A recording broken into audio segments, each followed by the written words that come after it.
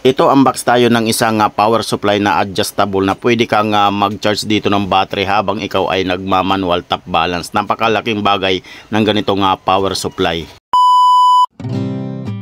Welcome back mga master. For today's video mag-unbox tayo ng panibago nating power supply na pwede kang mag-charge dito ng mga battery habang ikaw ay nagmamanual top balance. So adjustable po ito na power supply na to na charger mga master. Ayan. So napakamura lang ng bili ko dito, mahigit 2,000 lamang mga master. Ayan po yung kanyang spec oh. Napakasulit nito mga master dahil malaking bagay ito lalong-lalo na sa mga kagaya natin mga nagbi-build or nagdi-DIY ng mga battery at nagmamanual top balance at talagang pwede ka muna ditong mag-charge habang naka top balance yung battery mo. So ayan po. Ayan. Napakasulit nito mga master at talaga naman ma-adjust mo yung kanyang amperahe, yung watts niya, yung volts niya. Hanggang ano po ito mga master, hanggang 30 volts. Ayan, may pre pa siyang ayan oh, anong tawag dyan? Pinaka-pre na yan mga master. Napakasulit. Mahigit 2,000 lamang ang bili ko nito sa online, sa Lazada. Ayan, may kasama siyang wire, yung kanyang pinaka-cord.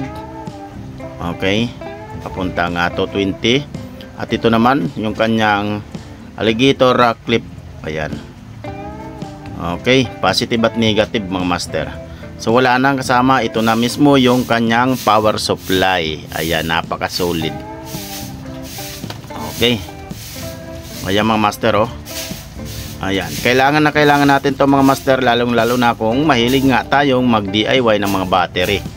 Para mayroon tayong pang-charge na pwede natin i-adjust sa 3.65 volts kapag tayo ay nagmamanual top balance ng mga battery kahit anong klaseng LiPo4, 3.2 volts or 3.7 volts hanggang 30 volts. Halimbawa, sample mga master, mayroon kang 12 volts na battery na binuo, pwede mo i-charge dito, o kaya 24 volts, pwede dito i-charge.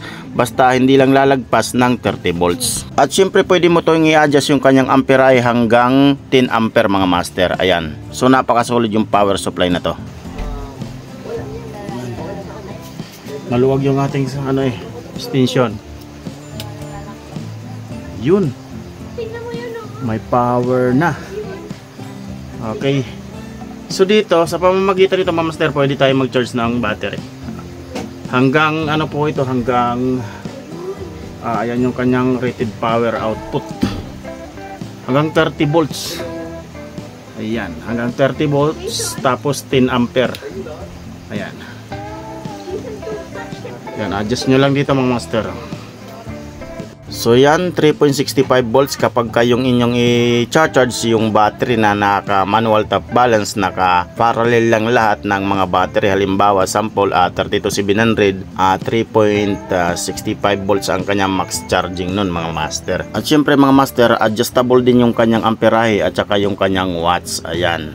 Tapos pipindutin nyo yung kulay green na yung kapag i-charge na yung battery. Pero ilagay muna natin tong alligator clip na to, yung positive at saka negative nya. Ayan, ayan kasi ang atin i-clip papuntang battery. So ito kanyang positive na wire. Ayan, at ito ang kanyang negative.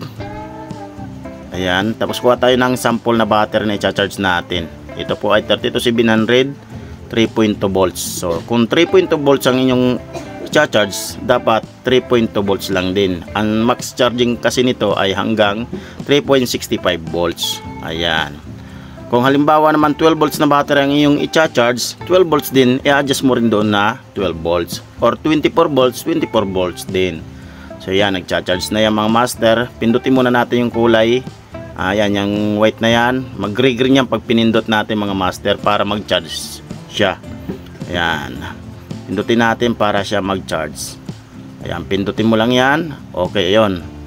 Nag-green na, ibig sabihin mga master, nag-charge na yan. Kahit iiwan nyo yan mga master, walang problema. Pagka na full charge na siya, kusa na yan hihinto yung kanyang charging mga master. Kaya kahit iiwan nyo yan. Kahit anong klaseng battery na in-adjust nyo, halimbawa 12 volts, 24 volts, ayan, iiwan nyo lang dyan. Hindi yan maano mga master, walang problema, kusa na mag-i-stop yan.